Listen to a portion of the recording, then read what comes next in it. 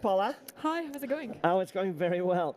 I'm so glad that I had the opportunity to catch up with you. You seem like you're always on the move.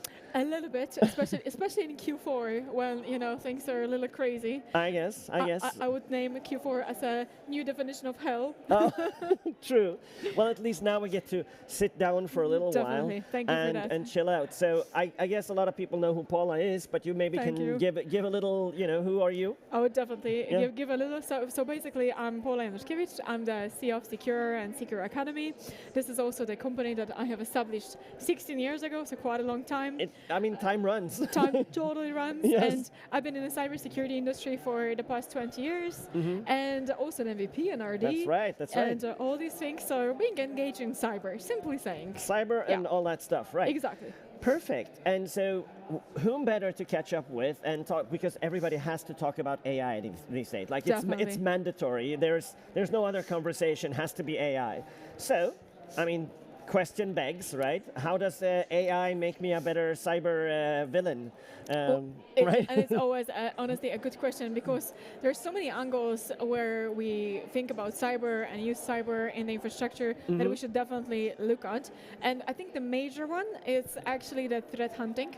Yeah. So the way how we look for the threat and how we, when there is an incident, do the whole research about what happened, so including forensic activities and so on. So, like, as long as, of course, we capture and maintain a certain level of data, then we are able to use it and connect the dots, correlate, and then come with like some conclusions that this user around these processes connected through the network. Within these processes, there were some injections, different loads, and so on. Like, these files were used. This is how it started. So that is basically something that we are able with AI to do faster. And time in incidents, it's so important. And time is very important. That's the criticality, Absolutely, yes. And when there's something going on, especially like right now in the infrastructure, then this is where it becomes important, Like, you want to find things faster. So I've been to many incidents when things were happening and you couldn't really find things faster.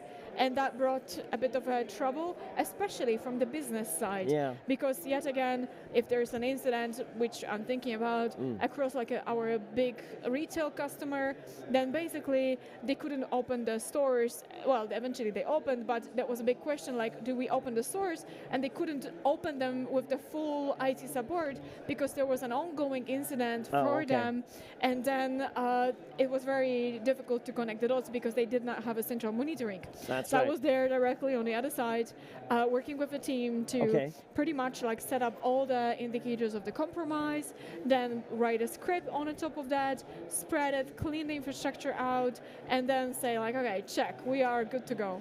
So that took some time. I can only imagine. So in terms of use cases, there are some good and some bad, use cases for AI where I go like, you know what? But with having a lot of data to dig through and to find the correlation side inside and that sort of stuff, I would say that AI is a strong use case in security, specifically, right? Definitely yes. And it's all about information gathering. It's all about reacting fast. Cybersecurity, it's one of these things that when it goes wrong, it directly and immediately impacts the business. That's right. So that's why, as well, in terms of like investment into new technologies, management needs to realize that that's part of the business continuity, and some of them obviously did, but that's an ongoing process. And that is so important to be able to correlate the data, react fast, save the business. It's a direct conversion over here. Because you get a lot of data at any moment, right? And so you need something powerful to work that data as it comes in, right? It comes in. It's a very good thing that you said, because usually in the past we were dealing with incidents, and we named them incidents because they happened. So then happened exactly. So they happened. Now it's your job to correlate it, and then of course you can sit down and then have some time to connect all the dots and see what happened. That's after the fact, right? Exactly. But like, what about the reaction over there, and to stop it by correlating before it happens? So that's what we are talking about, and that's a huge difference. Yes, it is. In terms of a business continuity. It is, and with that, I'm assuming that bad guys are using AI to attack. And so we better learn how to use AI to defend, right? That's the mandatory thing to do right now. The only thing that's going to fight AI is bad guys with AI, is good guys with AI. Definitely yes. And also from the threat perspective, you have so many ways how you can work on a threat factor, like starting with the easiest, phishing emails, perfectly written by using ChatGPT. Check, Writing malware, even though you're not a developer, but you can do some coding through the ChatGPT, and it's very easy actually to generate the code that is going to be working. Because we also do it within the project. We use ChatGPT if you want to have like a quick something. Then, like, why would you sit down and code it? If especially from the infrastructure perspective, if not just like going to ChatGPT and then you got it, and then it's a functioning piece of software that you might want to use later. So that's kind of the thing that I'm talking about. And at the end, you've got the guys that are using different platforms to find vulnerabilities and earn money on it. And it's a fair point. I mean, that's how they work. And it doesn't have to be for the bad reason. It might be also for different companies doing the bug bounties. So I can see that. And so is there like a you always say that you're always showing this like simple tools, like, okay, this tool is so easy, everybody has this tool and it works like this and you can just break in and it's not hard even. Does it make it even easier now that you can just ask ChatGPT to, like, okay, get me my script for hacking into this thing, and I don't even know how to do it, but I'm just going to copy paste this thing. Right? That is exactly the point. So, for example, in the past where ChatGPT was like starting, you could already, for example, generate queries to put in Sentinel, to put in Defender for within the advanced hunting, so that you know what you want to do. Exactly. You ask the query, you ask the ChatGPT, and then you get a query. And then, but when you were pasting it, when you were analyzing it, it wasn't perfect. So you, as a human, you had to adjust it. But right now, when within the current version of the ChatGPT, you can basically type like, oh, show me all the processes that are like that, put it on a timeline, and I wanted that angle, I wanted this angle, okay, and then it generates you the query immediately. And you literally Control-C, Control-V to Sentinel. Of course, first you need to read and understand it. That's clear, but still, like, you don't have to make an effort. You don't have to write it. You don't have to know how to do it. That is the point. It's all out there. As long as you know what you want. As long as you can ask for it, you can get the exact answer without having to understand how. I love this part because it makes things so much faster. And you know, I'm sure you had this feeling that when you like work and you have such a great idea, or there's so much going on, that's another part. Like, your thoughts are totally okay, but your hands, like for the keyboard, they're too slow. This tool is too slow.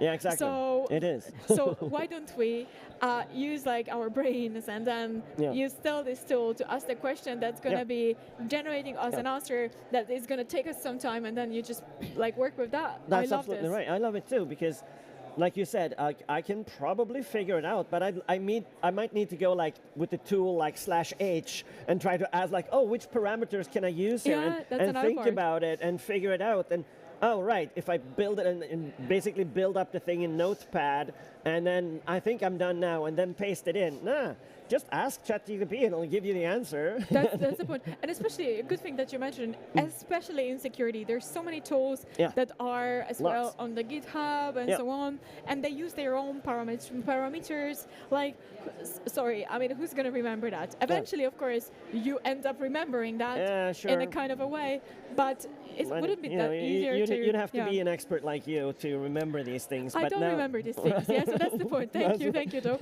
But there are so many tools that you could use. So then you need to remember the tool, okay, and then the name, all right, the parameter, okay, like the way how you use it, all of the steps, and so on. I really want to live in time where we're going to be able to say, like, okay, use not even the tool, but do me this, and that. Right. And I know what I want, but I've forgotten the way, so bring the way in by automation and AI. Yeah, just do it for me. So that's like a little hacking agent that's just going to do it for you.